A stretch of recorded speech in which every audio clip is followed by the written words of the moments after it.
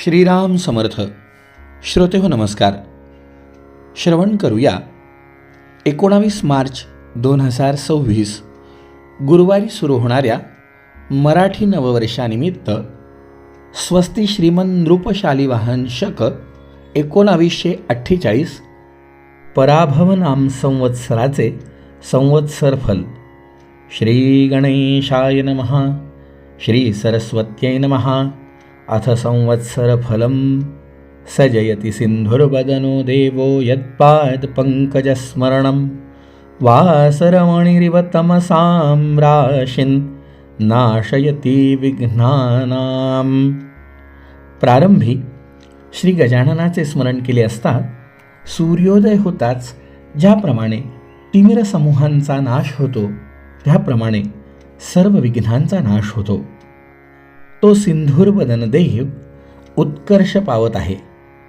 सर्व कार्याची सिद्धी होण्याकरता श्री गणपती, ब्रह्मा, विष्णू आणि महेश यांना नमस्कार करून संवत्सर फल श्रवण करूया. नूतन संवत्सर सुरू होते त्या दिवशी घरोघर ध्वज तोरणे उभारावीत, गुढ्या उभाराव्यात. मंगलस्नान, अभ्यंगस्नान करून ब्राह्मणांसह देवांची, गुरुची पूजा करावी. घरातील स्त्रिया, मुलं यांनी वेगवेगळ्या प्रकारचे वस्त्र अलंकारांनी भूषित होऊन उत्साह साजरा करावा. ज्योतिषाचा सत्कार करून त्यांच्याकडून संवत्सर फल श्रवण करावे, म्हणजे हे वर्ष लाभप्रद होत असते. प्रथम मंगलस्नान करून अमृतापासून उत्पन्न झालेल्या कडुनिंबाच्या कोवळ्या पानांचे चूर्ण करून पुढे सांगतोय त्याप्रमाणे भक्षण करावे, म्हणजे व्याधींचा नाश होऊन सुख, विद्या, आयुष्य आणि लक्ष्मी म्हणजे संपत्ती ह्याची प्राप्ती होते. काय करायचं? मिरे, हिंग, मीठ, ओवा आणि साखर यांच्यासह पुष्पासहित कडुनिंबाच्या कोवळ्या पानांचे चूर्ण चिंचेत कालवून रोगशांती होण्याकरता भक्षण करायचं. पंचांगस्थ गणपतीचं, ब्राह्मणाचं, ज्योतिष्यांचं पूजन करून याचकांना यथाशक्ती दानादिकांनी संतोषवून मिष्टान्न भोजन घालावं. नाना प्रकारचे गीत, वाद्य, पुण्यपुरुषांच्या कथा ऐकून हा दिवस आनंदाने घालवावा, म्हणजे संपूर्ण वर्ष सुखाने जातं. या संवत्सर फलामध्ये जे जे काही आपण श्रवण करतो त्याचं फळ काय? तर राजाचं फळ श्रवण केलं तर वैभव अचल होतं. प्रधानाचं फळ श्रवण केलं तर कुशलता प्राप्त होती. अग्रधान्येशाचं फल श्रवण केलं तर लक्ष्मी स्थिर होती. मेधाधिपतीचं फल श्रवण केलं तर वाणी सुरस होती. रसाधिपतींचं फल श्रवण केलं तर धार्मिक बुद्धी स्थिर होती. पश्चात धान्याधिपतीचे फल श्रवण केलं तर दीर्घायुष्य प्राप्त होतं. म्हणून हे संवत्सर फल अवश्य श्रवण करा. प्रतिवर्षी वसंत ऋतूत पुण्यकारक अशा चैत्र महिन्यात नवीन वर्ष फल श्रवण केले असता पातकांच्या ओघांचा नाश होऊन आयुष्य, यश, लक्ष्मी यांची वृद्धी होते. ब्रह्मा, विष्णू, महेश, रवी, चंद्र, मंगळ, बुध, गुरु, शुक्र, शनी, राहू, केतू हे सर्व शत्रूंचा नाश करतात. वर्ष प्रतिपदेच्या दिवशी जे भक्तिभावाने संवत्सर फल श्रवण करतात ते रोग, दुःख, दारिद्र्य रहित होऊन आनंदाने आणि धनधान्यांनी युक्त होतात. सूर्य आपल्या आरोग्याची वाढ करतो. चंद्र यशाची, मंगळ ऐश्वर्याची, बुध बुद्धीची, गुरु गौरवाची, शुक्र कोमल वाणीची, शनी आनंदाची, राहू बाहुबलाची आणि केतू आपल्या कुलाची उन्नती करतात. ही त्यांनी करावी आपण अशी प्रार्थना करूया. तिथीच्या श्रवणाने वैभव स्थिर होत असतं. वाराच्या श्रवणाने दीर्घायुष्य प्राप्त होत असतं. नक्षत्र श्रवण केलं तर पापांचा नाश होतो. योगाच्या श्रवणाने वियोग नाश होतो आणि कर्णाच्या श्रवणाने सर्व इच्छा पूर्ण होतात. म्हणून रोज हे रोज असतं, पंचांग रोज, म्हणून शक्य होईल त्यांनी दैनंदिन रोज पंचांग यामधली तिथी, वार, नक्षत्र, योग आणि करण वाचत जावे किंवा श्रवण करत जावे. यांनी काय होतं तर पंचांग श्रवण केले असता सर्व सिद्धी प्राप्त होतात. तर आता आपण संवत्सर फल श्रवण करूया. श्री सूर्य सिद्धांत मताने जगाच्या उत्पत्ती, संरक्षण आणि लय यांना कारणीभूत अशा श्री महाविष्णूंच्या नाभिकमलातून ब्रह्मदेवांची उत्पत्ती झाली.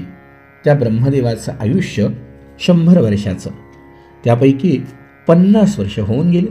सांप्रत 51व्या वर्षाच्या पहिल्या महिन्याच्या पहिल्या पक्षाच्या पहिल्या दिवसाच्या घटिका 13, पळ 42 आणि 3 अक्षरं होऊन गेली. 4 युग 1000 वेळा होऊन गेली म्हणजे ब्रह्मदेवाचा 1 दिवस होतो. तेवढ्याच लांबीची त्याची 1 रात्र असती. ब्रह्मदेवांच्या एका दिवसात 14 मनू होतात. त्यांची नावं अशी आहेत: स्वायंभुव, स्वारोचिष, उत्तम, तामस, रैवत, चाक्षुष, वैवस्वत, सावरणी, दक्ष सावरणी, ब्रह्म सावरणी, धर्म सावरणी, रुद्र सावरणी, देव सावरणी, इंद्र सावरणी आणि त्या एक मनूचे 71 महायुग होतात. एका महायुगाची वर्ष 43,20,000 आहेत. याप्रमाणे चाक्षुषपर्यंत होऊन गेले. चालू असलेले वैवस्वत मन्वंतर हे 7वं मन्वंतर आहे. वैवस्वत मन्वंतरातील 27 महायुग जाऊन 28वं महायुग सध्या सुरू आहे. कृतयुगाची वर्ष 17,28,000, त्रेतायुगाची वर्ष 12,96,000, द्वापरयुगाची वर्ष 8,64,000 आणि सांप्रत चालू असलेल्या कलियुगाची वर्ष 4,32,000. आता त्यामध्ये कलियुगामध्ये 6 शक करते. प्रथम इंद्रप्रस्थात युधिष्ठिर धर्मराजा झाला, त्याचा शक 3044 वर्ष. दुसरा उज्जैनीत विक्रम राजा झाला, त्याचा शक 135 वर्ष. तिसरा पैठण येथे शालिवाहन, त्याचा शक 18,000 वर्ष. चौथा वैतरिणी नदीच्या काठी विजयाभिनंदन होणार आहे, त्याचा शक 10,000 वर्ष. पाचवा गौड देशात धारातीर्थी नागार्जुन होणार आहे, त्याचा शक 4 लक्ष. आणि 6वा कोल्हापुरात कल्की होणार आहे, त्याचा शक 821 वर्ष सुरू असणार आहे. कलियुगाच्या एकंदर वर्षातून 5,127 वर्ष आता मागे पडली आणि 4,26,873 वर्ष अजून शिल्लक आहेत. श्रोते हो, गुढीपाडव्यापासून सुरू होणाऱ्या या पराभव नाम संवत्सरात पाण्याचा तुटवडा भासणार आहे. मात्र खरीपातली पिकं चांगली येणार आहेत. साथीचे रोग वाढणार आहेत. तसंच लोकांमधली भांडणंसुद्धा वाढणार आहेत. राजादी फलांची व्यवस्था. राजाचे फळ सौराष्ट्र काठेवाड, पंजाब, उत्तर प्रदेशाचा ईशान्य भाग, वऱ्हाड, विदर्भ, दिल्लीच्या पूर्वेकडील प्रदेश आणि पाटणा आदी या ठिकाणी असणारे. प्रधानाचं फळ बंगाल प्रांतामध्ये. मेघाधिपतींचं फळ बिहार आणि जबलपूरच्या बाजूला, तसंच गंगेच्या दक्षिणेला गंगा आणि शोन यांच्या संगमाच्या पूर्वेला असणारे. धान्यस्वामीचं फल गुजरातमध्ये.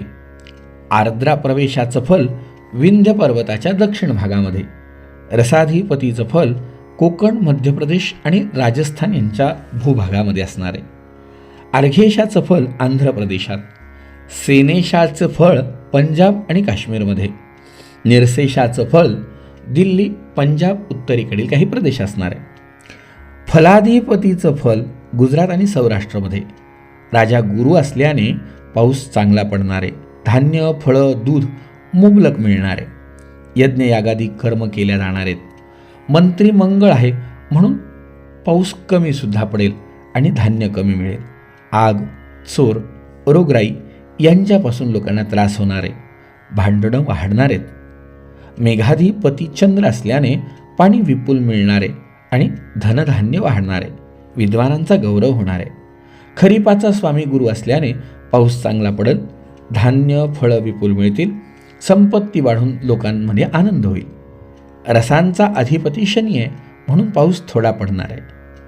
लोकर लोखंड महाग होणार आहे. रबीचा स्वामी बुध असल्याने गहू मूग ऊस भात आणि दुभदुभते मुबलक असणार आहे.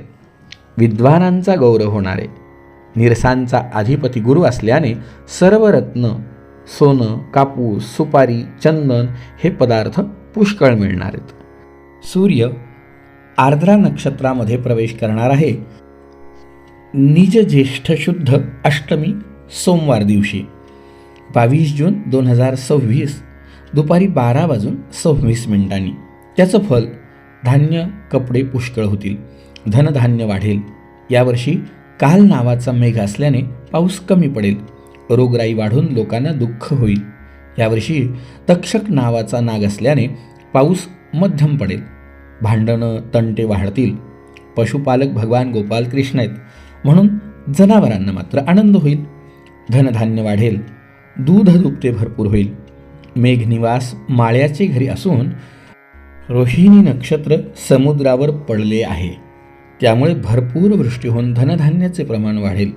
यावर्षी 3 आढक म्हणजे पर्जन्यमान मध्यम असून त्यापैकी 6 भाग नद्या पर्वत यावर आणि 4 भाग भूमीवर याप्रमाणे इंद्रवर्षाव करील.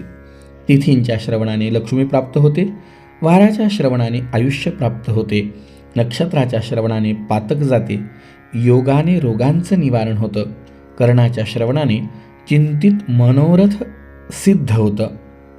या सगळ्यांच्या श्रवणाने गंगा स्नानाचं फल प्राप्त होतं.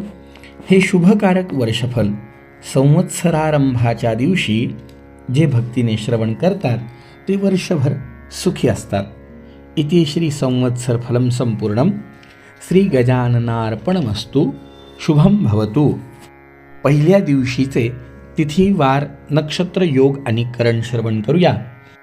चैत्र शुद्ध प्रतिपदा ही तिथी, वार हा गुरुवार, नक्षत्र हे उत्तर भाद्रपदा, योग शुक्ल, करण सकाळी किंस्तु आणि रात्री बव असे असणार आहे. जय जय रघुवीर समर्थ.